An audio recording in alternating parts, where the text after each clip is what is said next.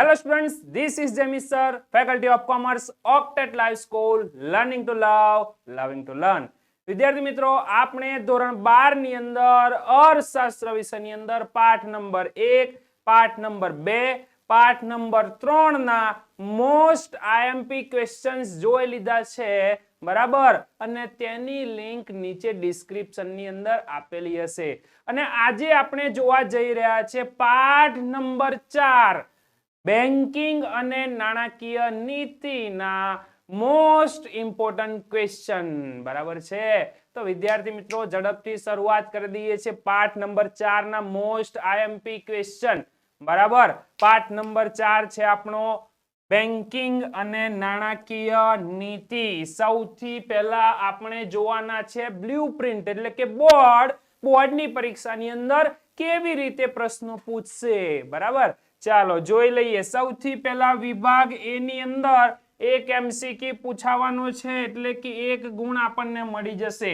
વિભાગ બી ની અંદર 2 ટૂંકા પ્રશ્નો, 1 વાક્યના પ્રશ્નો પૂછાવાના છે. 1 વાક્યમાં જવાબ આપણે લખી શકીએ, તેના 2 ગુણ મળશે. ઓકે. વિભાગ સી ની અંદર ટૂંકમાં જવાબ એટલે કે 4-5 વાક્યની અંદર જવાબ આપણે લખવાના હોય, એવો એક પ્રશ્ન પૂછાશે, એટલે કે 2 ગુણ મળશે.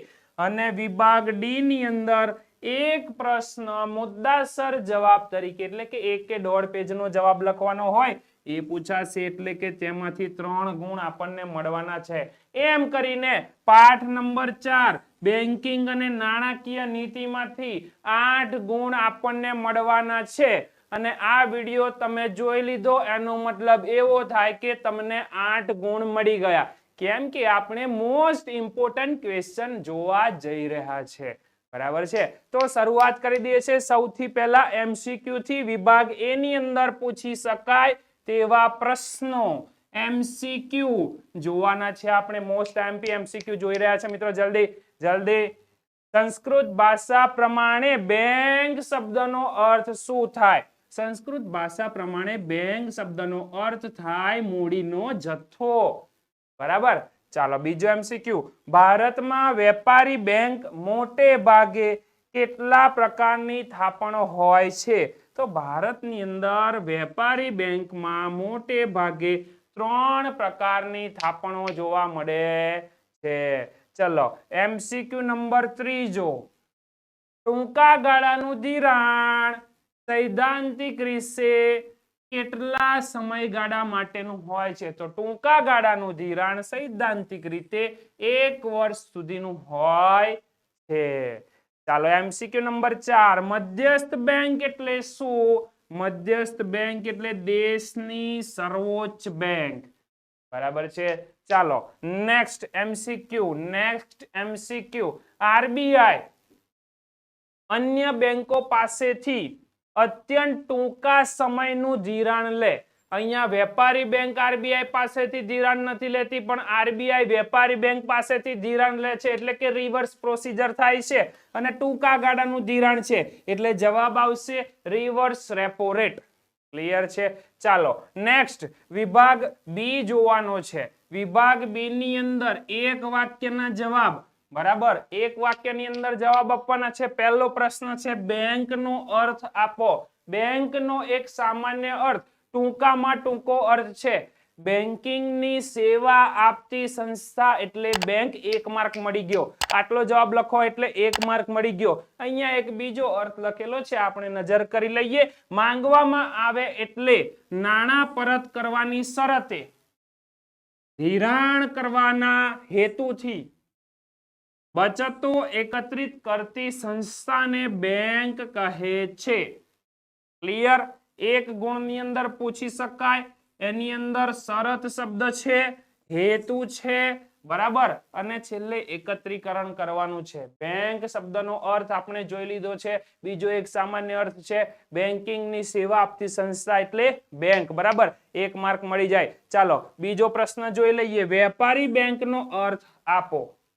વેપારી બેંકનો અર્થ આપણે જોઈશું 1949 ની બેન્કિંગ કંપની ધારા મુજબ.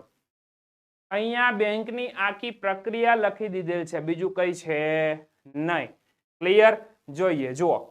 વેપારી બેંક એટલે એવી સંસ્થા જે બેન્કિંગ અંગેના વ્યવહારો કરે, એટલે કે દેશમાં રોકાણ વધારવા માટે પ્રજાની થાપણો સ્વીકારે, જે ગ્રાહકને જરૂર પડે ત્યારે પાછી મળે અને જેમાંથી ચેક, ડ્રાફ્ટ, પે ઓર્ડર વગેરે દ્વારા ઉપાડ થઈ શકે.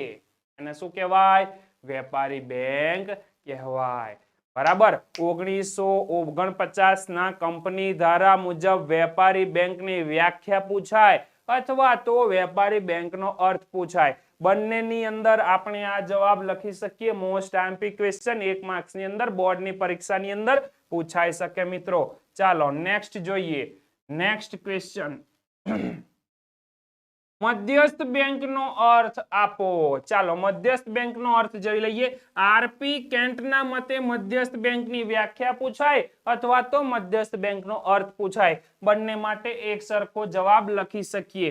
મધ્યસ્થ બેંક એટલે એવી સંસ્થા કે જે દેશના કે પ્રજાના સામાન્ય હિત માટે અર્થતંત્રમાં નાણાંના પ્રમાણના વિસ્તરણ અને સંકોચનની જવાબદારી સોંપવામાં આવી હોય તેવી બેંકને મધ્યસ્થ બેંક કહેવાય. બરાબર છે. 1 માર્કની અંદર વિભાગ બી ની અંદર એક વાક્યના જવાબ તરીકે પૂછાઈ શકે તેમાંથી મોસ્ટ આઈએમપી ક્વેશ્ચન. બરાબર. મધ્યસ્થ બેંકનો અર્થ જણાવો અથવા તો આરબીઆઈ નો અર્થ જણાવો. ચાલો નાણાકીય નીતિનો અર્થ આપો. નાણાકીય નીતિ એટલે શું? બરાબર. અર્થશાસ્ત્રના સિદ્ધાંત મુજબ નાણાકીય નીતિ એટલે અર્થતંત્રમાં નાણાંની માંગ અને નાણાંના પુરવઠાનું સંચાલન અને નિયંત્રણ કરવા અંગેની નીતિ. એને નાણાકીય નીતિ કહેવાય. નાણાકીય નીતિ એટલે શું? તો અર્થતંત્રની અંદર નાણાંના પુરવઠાનું વિસ્તરણ અને સંકોચનનું સંચાલન કરે તેને નાણાકીય નીતિ કહેવાય. બરાબર. નાણાંનું પ્રમાણ જાળવી રાખવું એટલે નાણાકીય નીતિ. ચાલો 1 માર્ક્સ ની અંદર પૂછાઈ શકે તેવું most IMP question question number 4 વિભાગ બી માંથી. બરાબર મિત્રો. હવે આપણે જોવાના છે ક્વેશ્ચન નંબર 5. ક્વેશ્ચન નંબર 5 જોવાના છે. ચાલો નાણાકીય નીતિના પરિમાણાત્મક સાધનો એટલે શું? પહેલા પરિમાણાત્મક સાધનોનો અર્થ જોઈએ. પરિમાણાત્મક સાધનો સમગ્ર અર્થતંત્ર પર એક સરખી અસર પહોંચાડે છે. નાણાકીય નીતિના જે સાધનો સમગ્ર અર્થતંત્ર પર એક સરખી અસર પહોંચાડે તેને પરિમાણાત્મક સાધનો કહેવાય. અને સમગ્ર અર્થતંત્ર પર એક સરખી અસર પહોંચાડે છે એટલે સામાન્ય સાધનો પણ તેને કહેવામાં આવે છે. કેવા સાધનો કહેવાય? સામાન્ય સાધનો પણ કહેવામાં આવે છે. ચાલો નેક્સ્ટ ક્વેશ્ચન. નાણાકીય નીતિના ગુણાત્મક સાધનો એટલે શું? પહેલા પરિમાણાત્મક સાધનો જોઈ લીધા. 1 માર્ક્સ ની અંદર પૂછાઈ શકે. હવે જોવાના છે ગુણાત્મક સાધનો. તો જરૂરી ક્ષેત્રો માટે, સમગ્ર અર્થતંત્ર માટે નહીં, જરૂરી ક્ષેત્રો માટે તર્કપૂર્વક વપરાતા સાધનો એટલે ગુણાત્મક સાધનો. ક્લિયર છે? આ પણ 1 માર્ક્સ ની અંદર વિભાગ બી ની અંદર પૂછાઈ શકે. વિભાગ એ અને વિભાગ બી માંથી ખાસ કરીને પૂછાઈ શકે તેવા પ્રશ્નો એટલે કે મોસ્ટ ઇમ્પોર્ટન્ટ ક્વેશ્ચન્સ આપણે પૂરા કરી દીધા છે. વિભાગ એ માંથી એક પ્રશ્ન પૂછવાનો હતો, વિભાગ બી માંથી 2 પ્રશ્નો પૂછવાના હતા એટલે કુલ 3 ગુણ આપણને મળી ગયા છે બોર્ડની પરીક્ષાની અંદર. મિત્રો વિભાગ સી જોઈ લઈએ. વિભાગ સી ની અંદર 2 ગુણની અંદર પૂછાય તેવા પ્રશ્નોનો સમાવેશ થાય છે. એની અંદર પહેલો પ્રશ્ન છે બેંક શબ્દનો ઉદ્ભવ સી રીતે થયો? આ બેંક શબ્દ આવ્યો ક્યાંથી તેને 4 લાઈનની અંદર સમજાવવાનો છે મિત્રો. બરાબર. 2 માર્ક્સ મળી જશે આપણને. તો સૌથી પહેલા સંસ્કૃત ભાષાની વાત કરી લઈએ તો ભાંડ શબ્દ હતો જેનો અર્થ થાય ભંડોળ અથવા તો મૂડીનો જથ્થો. બીજી એક ભાષાનો શબ્દ છે અંગ્રેજી ભાષાનો શબ્દ જેનો બેંક શબ્દ છે જેનો મતલબ થાય જથ્થો કે સમૂહ. ત્રીજો એક પોઈન્ટ જોઈ લઈએ. ફ્રાન્સની અંદર બેંકા શબ્દ છે, ઇટાલીની અંદર બેંક શબ્દ છે જેનો સ્પેલિંગ છે BANQUE, બેંકાનો સ્પેલિંગ છે BANCA. બરાબર. એની સાથે સાથે યુરોપની એક ઘટના છે, યુરોપની ઘટના જોઈ લઈએ. યુરોપની અંદર ધરતી પાટલી ઉપર નાણાંની લેવડ દેવડ થતી, એટલે આ પાટલી શબ્દનું અંગ્રેજી થાય બેન્ચ, અને એના પરથી પણ બેંક શબ્દ ઉતરી આવ્યો છે તેમ કહી શકાય. એટલે આ બધાનું સંયોજન કરીને એક શબ્દ ઉતરી આવ્યો બેંક. બરાબર છે. એની સાથે એક વિગત જોઈ લેવી હોય તો જોઈ લેવાય કે વિશ્વની સૌપ્રથમ બેંક ક્યાં સ્થપાઈ હતી? સ્પેનની અંદર 1401 માં, જેનું નામ હતું બેંક ઓફ બાર્સિલોના. આ વિગત લખવાની જરૂર નથી, આટલે સુધીની વિગત લખી દઈએ એટલે આપણને 2 માર્ક મળી જાય. મોસ્ટ ઇમ્પોર્ટન્ટ ક્વેશ્ચન 2 માર્ક ની અંદર પૂછાઈ શકે. પાઠ નંબર 4 ની અંદરથી મિત્રો એક ક્વેશ્ચન જોઈ લીધો આપણે, બેંક શબ્દનો ઉદ્ભવ કેવી રીતે થયો. બરાબર. ચાલો બીજો 2 માર્કનો પ્રશ્ન જોઈએ. વેપારી બેંકના ખાતાઓ વિશે જણાવો. માત્ર ખાતાના નામ લખવાના છે મિત્રો. બરાબર. વેપારી બેંકની અંદર કયા કયા ખાતા જોવા મળે છે? એક તો ચાલુ ખાતા જોવા મળે, બીજા ખાતા છે બચત ખાતા, અને બચત ખાતાનો એક ભાગ જેને કહેવાય રિકરિંગ ખાતા. બરાબર. અને છેલ્લો પ્રકાર છે મુદતી થાપણો અથવા તો કહી શકાય બાંધી મુદતનું ખાતું. આ 4 મુદ્દા લખી દો એટલે 2 માંથી 2 ગુણ મળી જાય. મોસ્ટ આઈએમપી ક્વેશ્ચન 2 માર્ક ની અંદર મિત્રો. વેપારી બેંકના ખાતાઓ વિશે જણાવો. ચલો ત્રીજો પ્રશ્ન જોઈએ 2 માર્ક માટે. નાણાકીય નીતિના ગુણાત્મક સાધનો પર નોંધ લખો. માત્ર ગુણાત્મક સાધનો જણાવવાના છે. 2 માર્ક ની અંદર પૂછાઈ શકે તેવો મોસ્ટ આઈએમપી ક્વેશ્ચન મિત્રો. ગુણાત્મક સાધનો એટલે શું? આપણે હમણાં જ જોઈ લીધું. ગુણાત્મક સાધનો એટલે જરૂરી ક્ષેત્રો માટે તર્કપૂર્વક વપરાતા સાધનો. બરાબર. કયા કયા ગુણાત્મક સાધનો છે જોઈ લઈએ. ખાલી નામ લખવાના છે. સલામતીની જરૂરિયાત, બીજો પોઈન્ટ છે માર્જિનની જરૂરિયાત, ત્રીજો પોઈન્ટ છે ધિરાણની ટોચ મર્યાદા, અને છેલ્લો પોઈન્ટ છે ભેદભાવયુક્ત ભેદ પારખું વ્યાજના દર. આ મુદ્દા માત્ર જણાવી દઈએ એટલે 2 માર્ક આપણને મળી ગયા. બરાબર. મોસ્ટ આઈએમપી ક્વેશ્ચન હતો. ત્રીજો ક્વેશ્ચન 2 માર્ક્સ ની અંદર પૂછાઈ શકે તેવો નાણાકીય નીતિના ગુણાત્મક સાધનો જણાવો મિત્રો. બરાબર. ચોથો પ્રશ્ન જોઈ લઈએ. વિભાગ સી નો છેલ્લો પ્રશ્ન. રિઝર્વ બેંક ઓફ ઇન્ડિયાના કાર્યો જણાવો, અથવા તો પૂછી શકાય કે મધ્યસ્થ બેંકના કાર્યો જણાવો. માત્ર કાર્યો લખવાના છે. કેમ કાર્યો લખવાના છે? કારણ કે માત્ર 2 માર્ક ની અંદર પૂછેલો પ્રશ્ન છે. બરાબર. માત્ર કાર્યો જણાવી દઈશું એટલે 2 માંથી 2 ગુણ મળી જશે. આરબીઆઈ ની નાણાકીય જવાબદારીઓ અથવા તો કહી શકીએ મધ્યસ્થ બેંકની નાણાકીય જવાબદારીઓ, અથવા તો કહી શકીએ મધ્યસ્થ બેંકના નાણાકીય કાર્યો, અથવા તો આરબીઆઈ ના નાણાકીય કાર્યો. બરાબર. ચાલો નાણાકીય કાર્યો જોઈ લઈએ છીએ. આરબીઆઈ ના સૌથી પહેલા ચલણ બહાર પાડવાનું કાર્ય, બીજું કાર્ય સરકારના બેંકર તરીકેનું કાર્ય, ત્રીજું કાર્ય બેંકોની બેંક અને બેંકોના અંતિમ સહાયક તરીકેનું કાર્ય, ચોથું કાર્ય શાખ નિયમનની કામગીરી, પાંચમું કાર્ય વિદેશી હુંડિયામણની જાળવણીનું કાર્ય. બરાબર છે. ચાલો આગળ જોવાના છે બિન નાણાકીય કાર્યો. જોઈ લઈએ મિત્રો બિન નાણાકીય કાર્યો. આરબીઆઈ ના બિન નાણાકીય કાર્યો. બરાબર. નિયમન અને દેખરેખની કામગીરી, પ્રોત્સાહનના કાર્યો અને સમાવેશી વિકાસના કાર્યો. બરાબર.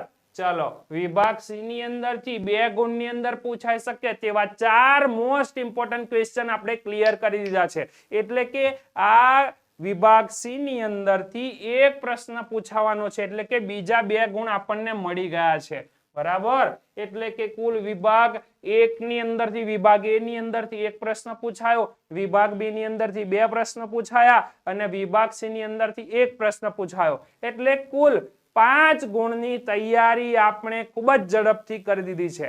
આટલા ઝડપથી આ વિડિયો લેક્ચર કેમ જઈ રહ્યો છે? વિદ્યાર્થી મિત્રો આપણે પ્રિપેરેશન કરી રહ્યા છે, મોસ્ટ આઈએમપી ક્વેશ્ચન શીખી રહ્યા છે. બરાબર. તમારે આખો પાઠ શીખવો હોય તો તમે ઓક્ટેટ લાઈવ સ્કૂલ પર જઈ શકો છો, અને ત્યાં જઈને તમને આખા પાઠ નંબર 4 નો વિડિયો ખૂબ જ ધીરજથી મસ્ત એક્સપ્લેનેશન સાથે મળી રહેશે. બરાબર. વિભાગ એ, વિભાગ બી, વિભાગ સી આપણે ક્લિયર કરી દીધો છે. હવે આપણે જોવાના છે વિભાગ ડી. તેની અંદર 3 મોસ્ટ ઇમ્પોર્ટન્ટ ક્વેશ્ચન છે.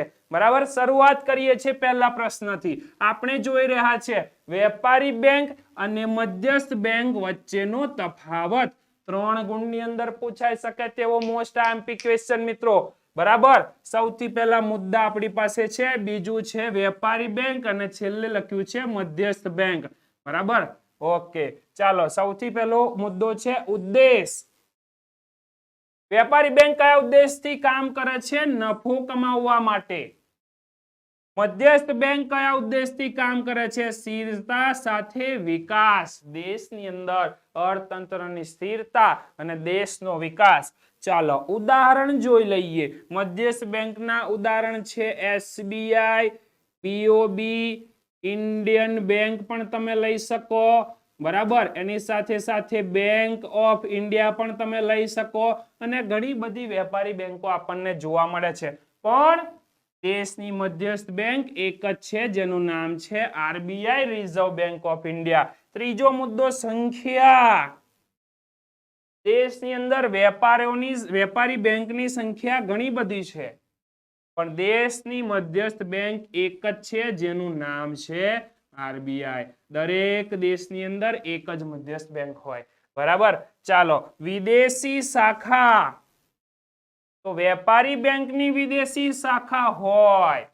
બરાબર, જ્યારે મધ્યસ્થ બેંકની વિદેશી શાખા હોતી નથી. ચાલો નેક્સ્ટ પોઈન્ટ, આગળનો મુદ્દો નાણાં છાપવાનું કાર્ય. તો વેપારી બેંક નાણાં છાપવાનું કાર્ય કરતી નથી, જ્યારે મધ્યસ્થ બેંક નાણાં છાપવાનું કાર્ય કરે છે. ચાલો આગળનો મુદ્દો કોની બેંક? વેપારી બેંક લોકોની બેંક છે, જનતાની બેંક છે. બરાબર, જ્યારે મધ્યસ્થ બેંક સરકારની બેંક છે અને બેંકોની બેંક છે. ચાલો આગળ જોઈએ. શાખનું કાર્ય. વેપારી બેંક શાખ સર્જનનું કાર્ય કરે, જ્યારે મધ્યસ્થ બેંક શાખ નિયંત્રણનું કાર્ય કરે. ચાલો આગળ છેલ્લો પોઈન્ટ, નિયંત્રણ. મધ્યસ્થ બેંકનું વેપારી બેંક પર નિયંત્રણ હોય છે, જ્યારે મધ્યસ્થ બેંક પર કોઈ બેંકનું નિયંત્રણ હોતું નથી. વિદ્યાર્થી મિત્રો, આપણે તફાવતની અંદર કુલ 8 મુદ્દા જોયા. 8 માંથી તમે કોઈ પણ 6 મુદ્દા લખો એટલે 3 ગુણ મળી જાય. બોર્ડની અંદર આ પ્રશ્ન પૂછાય તો તમે 6 મુદ્દા લખો તો 3 ગુણ મળી જાય. વિદ્યાર્થી મિત્રો, વિભાગ ડી ની અંદર આપણે 3 પ્રશ્નો જોવાના છે, એમાંથી એક પ્રશ્ન આપણે જોઈ લીધો છે. બરાબર, ચાલો બીજો 3 ગુણનો પ્રશ્ન જોઈએ. વેપારી બેંકના મુખ્ય અને ગૌણ કાર્યોની યાદી આપો.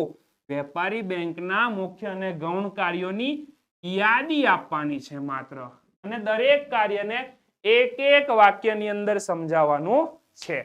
ચાલો ઝડપથી જોઈ લઈએ. સૌથી પહેલા વેપારી બેંકના કાર્યો. એમાં પહેલા મુખ્ય કાર્યો આપણે જોવાના છે. બરાબર, થાપણો સ્વીકારવી. વેપારી બેંકનું મુખ્ય કાર્ય છે થાપણો સ્વીકારવી, પહેલું કાર્ય. બરાબર, તો વેપારી બેંક શું કરે? આપણે લખવાનું છે કે પ્રજાની બચતોને સ્વીકારે છે. બરાબર, તેને થાપણ સ્વરૂપે સાચવે છે. આગળ, પ્રજાની બચતો પોતાની પાસે રાખે એટલે બદલામાં શું કરે? તો વ્યાજ ચૂકવે છે. બરાબર, બીજા શબ્દોમાં કહીએ તો થાપણના સ્વરૂપે પ્રજા બેંકને ધિરાણ આપે છે. ક્લિયર? એટલે પહેલી કામગીરી આપણે સમજાઈ દીધી છે અને બેંક વ્યાજ ચૂકવે છે. પહેલી કામગીરી થાપણો સ્વીકારવાની. બરાબર, હજુ પ્રશ્નનો જવાબ આપણો ચાલુ છે. અને થાપણો કેટલા પ્રકારની હોય છે? 3 પ્રકારની. ટૂંકમાં આપણે સમજાવી દઈએ. ચાલુ ખાતાની થાપણો, બચત ખાતાની થાપણો, રિકરિંગ ખાતાની થાપણો અને મુદતી થાપણો. ચાલો આગળ બધું એક વાક્યની અંદર સમજાવવાનું છે. તો બીજું કાર્ય થયું ધિરાણ. ધિરાણને સમજાવી દઈએ. રોકાણકર્તાઓ વ્યક્તિઓને, ખેડૂતોને તથા અન્ય વર્ગના લોકોને નાણાંની જરૂર પડે ત્યારે તે બેંકો પાસે ધિરાણ લે છે. બેંક વ્યાજ લઈને ધિરાણ પૂરું પાડે છે. ટૂંકમાં સમજાવવાનું છે, માત્ર એક જ વાક્યની અંદર. આપણે બે વાક્યની અંદર સમજાવી દીધું. બરાબર. ચાલો, આગળનું કાર્ય ચૂકવણી અને ઉપાડની સવલત પૂરી પાડે છે. બેંક ગ્રાહકોને સરળતાથી નાણાંની ચૂકવણી અને ઉપાડની સવલત વિવિધ રીતે પૂરી પાડે છે. કેવી રીતે? ઉપાડ ચેક દ્વારા, ઉપાડ ચિઠ્ઠી દ્વારા, ડ્રાફ્ટ દ્વારા, પે ઓર્ડર દ્વારા, ડેબિટ કાર્ડ દ્વારા, ક્રેડિટ કાર્ડ દ્વારા, એટીએમ દ્વારા. બરાબર. ઇન્ટરનેટ બેન્કિંગ પણ થઈ શકે છે. ક્લિયર? ચલો આગળનું કાર્ય જોઈ લઈએ. આગળનું કાર્ય છે શાક સર્જનની કામગીરી. આપણે ખૂબ જ વિગતવાર સમજ્યા છે વિડિયો લેક્ચરની અંદર. બરાબર. ટૂંકમાં સમજાવી દેવાનું છે અહીંયા એક જ વાક્યની અંદર. બરાબર. નાણાંનો પુરવઠો નાણાંની માંગને અનુરૂપ રહે તે માટે બેંક શાક સર્જનનું કાર્ય કરે છે. ક્લિયર છે?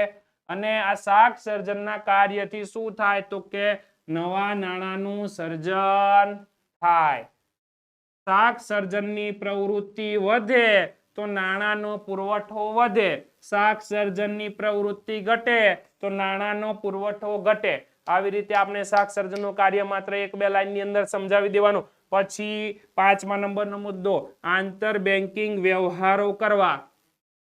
બેંક વચ્ચેના વ્યવહાર તેને એક બે વાક્યમાં સમજાવીએ તો એક બીજી બેંકને ટૂંકા કે લાંબા સમયગાળા માટે ધિરાણ પૂરું પાડતી હોય તેને આંતર બેન્કિંગ વ્યવહારો કહેવાય. અહીંયા આપણે કોલ મની વિશે લખી શકીએ. બરાબર. ટૂંકા ગાળાનું ધિરાણ એક બેંક બીજી બેંકને આપે. બરાબર. અથવા તો મધ્યસ્થ બેંકને વચ્ચે રાખીને આપે તો તેને કોલ મની કહેવાય. અને તેનો જે વ્યાજ દર હોય એને કોલ મની રેટ કહેવાય. બરાબર. ચાલો 5મું કાર્ય સમજાવી દીધું. હવે 6થું કાર્ય નથી. આપણે જોવાનું છે ગૌણ કાર્ય. 5 કાર્યો જોઈ લીધા મુખ્ય કાર્યોની અંદર. હવે જોવાના છે ગૌણ કાર્ય. બરાબર. ચાલો ગૌણ કાર્યની અંદર 2 જ કાર્યો છે. સૌથી પહેલા ગ્રાહકોના એજન્ટ તરીકે ઉપયોગી સેવાઓ પૂરી પાડવાનું કાર્ય કરે. અને બીજું કાર્ય છે બદલાતા સમય સાથે આધુનિક સેવાઓ પૂરી પાડવાનું કાર્ય. સૌથી પહેલા એનઈએફટી, આરટીજીએસ અને ડીમેટ ખાતાનું કાર્ય પણ કરે છે. ડીમેટ ખાતાની પણ સુવિધા આપે છે. ક્લિયર છે મિત્રો? તો આપણે અહીંયા વેપારી બેંકના કાર્યો એક એક વાક્યની અંદર સમજાવી દીધા. 3 માંથી 3 ગુણ મળી જાય. બરાબર. હવે આપણે જોવાના છે મધ્યસ્થ બેંકના પરિમાણાત્મક અને ગુણાત્મક સાધનોની યાદી અને તેને એક વાક્યમાં સમજાવવાના છે. 3 ગુણના 2 પ્રશ્નો આપણે એકદમ ક્લિયર કરી દીધા છે. મોસ્ટ આઈએમપી ક્વેશ્ચન જે બોર્ડની પરીક્ષાની અંદર પૂછાઈ શકે. આપણે છેલ્લો અને ત્રીજો પ્રશ્ન જોઈ રહ્યા છે મધ્યસ્થ બેંક અને મધ્યસ્થ બેંકના સાધનોની યાદી. પહેલા કયા સાધનો છે? પરિમાણાત્મક સાધનો. ચાલો પરિમાણાત્મક સાધનો જોઈ લઈએ. તો પહેલા પરિમાણાત્મક સાધનોનો અર્થ જોઈ લઈએ. 2 માર્કની અંદર અને 1 માર્કની અંદર આપણે જોઈ લીધો. બરાબર. સમગ્ર અર્થતંત્ર પર એક સરખી અસર પહોંચાડે તેવા સાધનોને પરિમાણાત્મક સાધનો કહેવાય અને તેનું બીજું નામ છે સામાન્ય સાધનો. ચલો પરિમાણાત્મક સાધનોનું લિસ્ટ બનાવી દઈએ. તેને એક એક વાક્યની અંદર સમજાવી દઈએ. પહેલું છે બેંક રેટ. આરબીઆઈ વેપારી બેંકો પાસેથી આરબીઆઈ વેપારી બેંકોને લાંબા ગાળાનું ધિરાણ આપે તેને શું કહેવાય? તેના વ્યાજ દરને બેંક રેટ કહેવાય. આરબીઆઈ વેપારી બેંકોને ટૂંકા ગાળાનું ધિરાણ આપે તેને શું કહેવાય? તેને રેપો રેટ કહેવાય. ત્રીજું આરબીઆઈ ને હવે અહીંયા આરબીઆઈ ધિરાણ લે છે વેપારી બેંકો પાસેથી એટલે એને રેપો રેટની જગ્યાએ શું કહીશું? Reverse repo rate. બરાબર. એ રેટને શું કહેવાશે? Reverse repo rate. ચલો 3 કાર્ય આપણે લખી દીધા છે મિત્રો. બરાબર ને? ચાલો હવે 4થું કાર્ય માર્જિન સ્ટેન્ડિંગ ફેસિલિટી. તો આ શું છે? તો એક પ્રકારની વિશિષ્ટ જોગવાઈ છે અને તેને એક વાક્યની અંદર સમજાવવાનો પ્રયત્ન કર્યો છે. નાણાકીય કટોકટીના સમયે વેપારી બેંકો આરબીઆઈ પાસે સરકારી જામીનગીરીઓ મૂકીને નિર્ધારિત દરે ધિરાણ લે તેને શું કહેવાય? Marginal standing facility. એક જ વાક્યની અંદર આપણે સમજાવવાનું છે મિત્રો. ચાલો રોકડ અનામત પ્રમાણમાં ફેરફાર. તો આ શું છે? આરબીઆઈ ની 1934 ની ધારા મુજબ દરેક વેપારી બેંકોએ પોતાની થાપણોના અમુક ટકા જેટલી રકમ આરબીઆઈ પાસે રોકડ અનામત તરીકે રાખવાની હોય છે. અને તેના વ્યાજનો દર આરબીઆઈ ડિક્લેર કરે છે. એક વાક્યની અંદર માત્ર સમજાવવાનું છે સીઆરઆર રોકડ અનામતનો પ્રમાણનો ફેરફાર. ચલો છઠ્ઠો મુદ્દો છે કાયદા માન્ય પ્રવાહિતાનું પ્રમાણ એટલે કે એસએલઆર. એને એક વાક્યની અંદર સમજાવવાનું. બેન્કિંગ રેગ્યુલેશન એક્ટ મુજબ દરેક વેપારી બેંક સીઆરઆર થી જુદા અને તેથી ઉપરાંત પોતાની કુલ થાપણોના 25% જેટલું મૂલ્ય નકદ, સોનું અને સરકારી જામીનગીરીઓમાં રાખે તેને શું કહેવાય? સામાન્ય પ્રવાહિતાનું પ્રમાણ એટલે કે એસએલઆર કહેવાય. બરાબર. પછી 7મો પોઈન્ટ છે ખુલ્લા બજારના કાર્યો. અર્થતંત્રમાં નાણાંનો પુરવઠો વધારવા કે ઘટાડવા આરબીઆઈ ખુલ્લા બજારની અંદર સરકારી જામીનગીરીઓનું ખરીદ વેચાણ કરે તેને ખુલ્લા બજારના કાર્યો કહેવાય. 6 પોઈન્ટ આપણે સમજાવી દીધા મિત્રો એક વાક્યની અંદર. 7 પોઈન્ટ સોરી. હવે 8મો પોઈન્ટ જોઈ લઈએ સ્ટરીલાઇઝેશનની નીતિ. 8મો પોઈન્ટ પરિમાણાત્મક સાધનોનો છેલ્લો પોઈન્ટ. જ્યારે દેશમાં વધુ પ્રમાણમાં વિદેશી હુંડિયામણ આવે કે જાય ત્યારે શું થાય? તો હુંડિયામણના ખાતામાં વધઘટ થાય અને આરબીઆઈ નું સરવૈયું શું થાય? ખોરવાય. એટલે આપણને બે વસ્તુ જોવા મળે, પુરાંત જોવા મળે અને બીજું જોવા મળે ખાંજ અથવા તો કહીએ ખોટ. તો પુરાંત અને ખાંજ જેટલા પ્રમાણની સરકારી જામીનગીરીઓ આરબીઆઈ ખુલ્લા બજારમાં ખરીદે અને વેચે એવું કરીને પોતાનું હુંડિયામણનું ખાતું છે એ સરભર કરે અને એ નીતિને કહેવાય સ્ટરીલાઇઝેશનની નીતિ. વિદ્યાર્થી મિત્રો આપણે પરિમાણાત્મક સાધનો પૂરા કરી દીધા છે અને આપણે જોવાના છે હવે ગુણાત્મક સાધનો. આરબીઆઈ ના ગુણાત્મક સાધનો 4 છે. 4 સાધનો આપણે જોઈ લઈએ. સલામતીની જરૂરિયાત સૌથી પહેલા. બરાબર. તો વેપારી બેંક કોઈ પણ વ્યક્તિને લોન આપે, કોઈ પણ સંસ્થાને લોન આપે ને તો તેના માટે એને સલામતીની જરૂરિયાત પડે. એટલે સલામતીમાં તેઓ મિલકત, ઘરેણા, થાપણો, કાર, ઘર, જમીન વગેરે શું કરે? લખાવી લે. પહેલું ગુણાત્મક કાર્ય. બીજું ગુણાત્મક કાર્ય માર્જિનની જરૂરિયાત. વેપારી બેંક જ્યારે કોઈને લોન આપે ને તો જે મિલકત, જે ઘર, જે કાર કે કોઈ પણ વસ્તુ બાહેંધારી પેટે લખાવી હોય, બરાબર, તો દાખલા તરીકે 5 લાખની મિલકત છે તો તેના બદલામાં 3 લાખની લોન આપે. બરાબર. તો એ 2 લાખનું જે અંતર રાખ્યું ને એને માર્જિન કહેવાય. એ માર્જિનની જરૂરિયાત છે. બરાબર. ચાલો ત્રીજો મુદ્દો ધિરાણની મર્યાદા, ટોચની મર્યાદા. કોને કેટલી લોન આપવી ને તે અંગેની ટોચની મર્યાદા આરબીઆઈ નક્કી કરે છે. બરાબર. અને આ આરબીઆઈ નું ગુણાત્મક કાર્ય છે. ક્લિયર છે?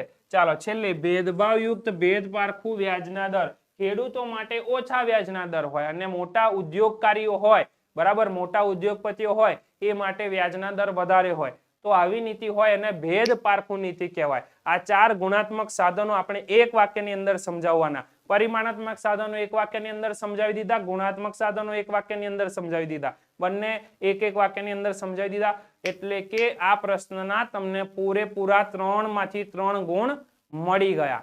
બરાબર મિત્રો. તો આપણે અહીંયા આપણો છેલ્લો પ્રશ્ન મધ્યસ્થ બેંકના કાર્યો પણ પૂર્ણ કરેલ છે. તો વિદ્યાર્થી મિત્રો આપણે આજના દિવસની અંદર અર્થશાસ્ત્રની અંદર પાઠ નંબર 4 ની અંદર થી પૂછાઈ શકે તેવા મોસ્ટ ઇમ્પોર્ટન્ટ ક્વેશ્ચન વિભાગ A, વિભાગ B, વિભાગ C અને વિભાગ D માંથી તૈયાર કરી દીધા છે.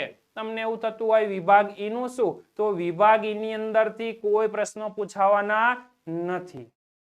ક્લિયર? એટલે કે આજના આ નાના વિડીયોની અંદર આપણે બોર્ડના 100 ગુણના પેપરમાંથી આજ વિડીયોમાંથી 8 ગુણ મેળવી લીધા છે. બરાબર છે. ઓક્ટેટ લાઈવ સ્કૂલ સતત તમારા માટે આવા વિડીયો લેક્ચર લઈને આવશે. બરાબર. પાઠ નંબર 1, 2, 3, 4 એ 4 ની તૈયારી આપણે કરી દીધી છે. મોસ્ટ ઇમ્પોર્ટન્ટ ક્વેશ્ચન આપણે જોઈ લીધા છે મિત્રો. બરાબર. YouTube પર તમે અમારો વિડીયો અત્યારે જોઈ રહ્યા છો. સાથે સાથે અમારું ફેસબુક પર એક પેજ છે જેનું નામ છે ઓક્ટેટ લાઈવ સ્કૂલ. તેને પણ તમે લાઈક કરી શકો. સતત અવારનવાર ત્યાંથી પણ તમને મારા વિડીયો લેક્ચરની લિંક મળતી રહેશે. અમારું ઇન્સ્ટાગ્રામ પેજ પણ છે, તેને તમે ફોલો કરી શકો. સાથે સાથે વારંવાર કહું છું most important thing that is what that is Telegram. જો અમારી તમે ટેલિગ્રામ ચેનલને સબસ્ક્રાઇબ કરશો તો જે ઇમ્પોર્ટન્ટ ક્વેશ્ચન તમે અહીંયા જોઈ રહ્યા છો તે ઇમ્પોર્ટન્ટ ક્વેશ્ચનની પીડીએફ તમને આ ટેલિગ્રામ ચેનલમાંથી મળી રહેશે. તો ઝડપથી સબસ્ક્રાઇબ કરો અમારી ટેલિગ્રામ ચેનલ ઓક્ટેટ લાઈવ સ્કૂલ. કોઈ પણ જગ્યાએ અમારી ચેનલ જે તમને જોવા મળે તો એનું નામ હશે ઓક્ટેટ લાઈવ સ્કૂલ. બરાબર છે.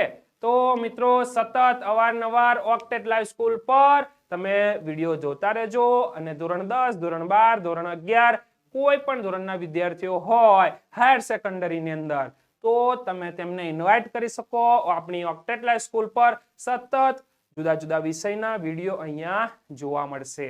બરાબર. સતત જોતા રહો ઓક્ટેટ લાઈવ સ્કૂલ અને લાઈક કરતા રહો, શેર કરતા રહો. Octet Live School, learning to love, loving to learn. Thank you very much.